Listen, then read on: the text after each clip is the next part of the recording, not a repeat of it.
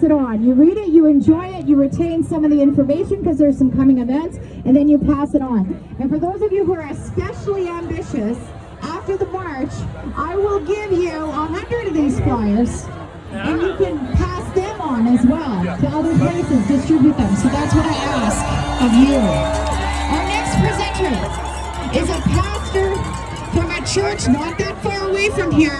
It's called Church in the Vine. Please welcome Pastor Rodney Fortin. Hey everybody, how's everybody doing today? Freedom!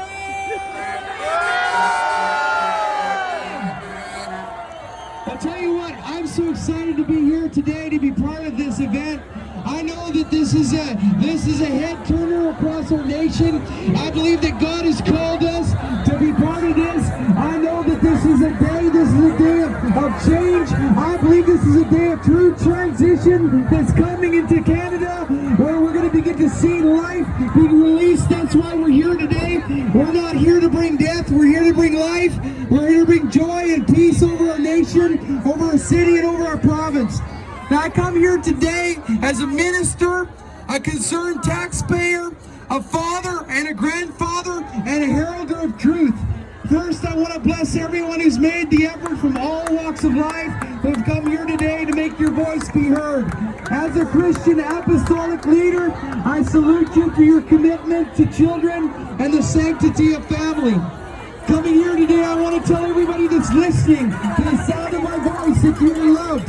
No matter what religion you come from, what race, male or female, yes, male or female, even those in the LGBTQ community. I want to tell you that I'm not here to come against any person, no matter their sexual orientation or lifestyle preferences. But as a Christian, I'm commanded to love the world like Jesus did when he gave his life for it. Hallelujah. Hallelujah. So the truth is, I've chosen to love, even though I know that by virtue of me being here this morning, standing in opposition to the LGBTQ community agenda and their gender ideology being propagated against our children, I'm going to be labeled a bigot, a hater, intolerant, and every other name they can think of throwing at me. If this is what I get for speaking the truth or standing against evil exploitation of our children, then I will hold this back with pride. Pun intended.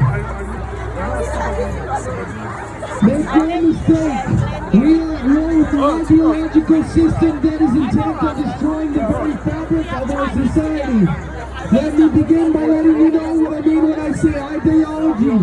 An ideology to define is a set of opinions or beliefs of a group or an individual.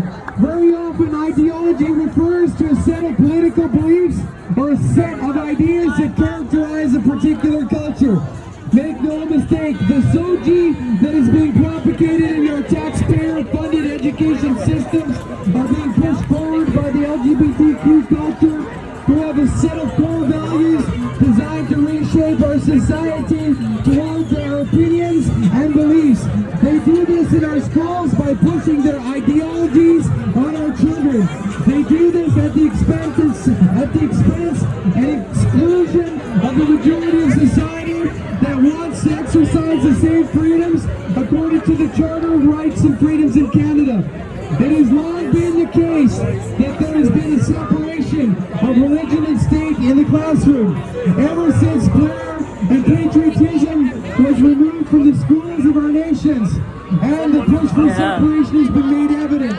In Canada, school-sponsored prayer is disallowed under the concept of freedom of conscience as outlined in the Canadian Charter of Rights and Fundamental Freedoms, and yet the LGBTQ-backed ideologies are allowed to be propagated to our children in direct violation to the same freedom of conscience that they deemed prayer in violation of.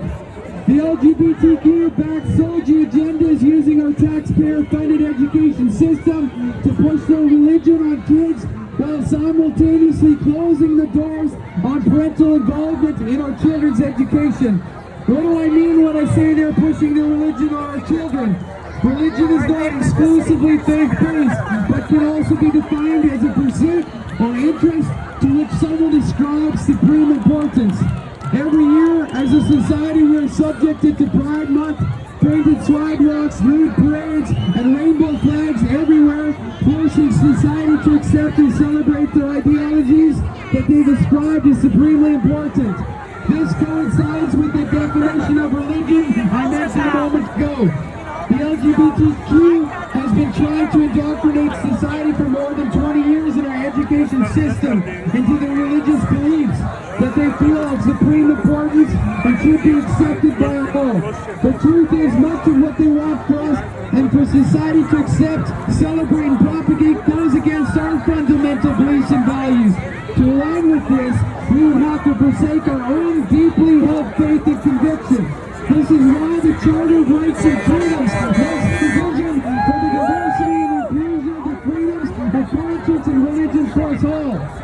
As a result of the push toward acceptance of these ideologies, our children are being subjected to sexual education curriculum that should never be given to children. They are given no option but to participate in pride activities and subject to drag shows. They are sexualizing our children who in the early years have no ability to discern or make rational decisions. In our society, children have to wait until they turn 16 to drive on their own. They have to be 18 to drink and to vote, and you can't get tattoos or some piercings without parental consent before the age of 18. But at an elementary age, children can make the decision to transition or take hormone blockers and go to a permanent body-altering surgery. Come on, how many of you are angry with this? Let me tell you about a sweet little girl in my church.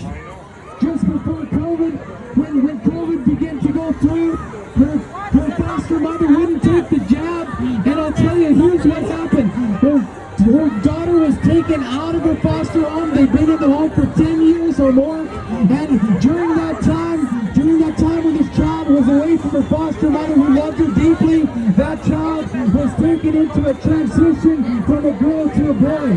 And I want you to know that this is so wrong. During this time, she was transitioned to become their version of a boy. And this little girl is never going to be the same again. She is irreparably altered. See, this gender ideology would like us to believe that male and female is defined by how much someone feels and not by what God said, not to mention hundreds and hundreds of years of actual science. In the Bible it records God created man in his own image, and in the image of God he created him male and female. For us as Christians to accept the gender ideology, we would have to forsake what God has said in his word. I'm sure that others of different faiths have similar fundamental values they would have to forsake as well. What educators are doing in helping to propagate this leftist ideology to our kids goes against the fundamentals of our faith. Would educators in the school system baptize children or teach them Christian values? The answer is no. They are not there to do this. Our schools are there to educate in math, English, and science, and not to be used by the LGBTQ to push their soji ideologies on our children. How many of you would agree with that? See, I tell you, they've been doing this for far too long, and it's time for you to hear from us parents and grandparents now. You don't have the permission or the right to teach ideology in our school to our kids without our permission. Education is not the responsibility of the state, but the responsibility was given by God to the parents of the child. The Bible says that parents train up your child in the way they should go, and that when they were old, they will not depart from it. It's the parents' God's given responsibility over their child's education as to what they're being taught. The state would like us to abdicate our responsibility and do this, and to do this would be to sell our children, the future generations, to a perverted ideology that sexualizes them and twists God's intention for sexuality. And we can't stand silently by and watch this happen to our kids. If you agree with that, say, let our children go. I want to implore parents everywhere to get involved in your children's children's education. Know what your children are being taught. The teachers have your kids for 6 to 8 hours every day. There's a saying that I've lived by my whole ministry life, and it goes like this: he who spends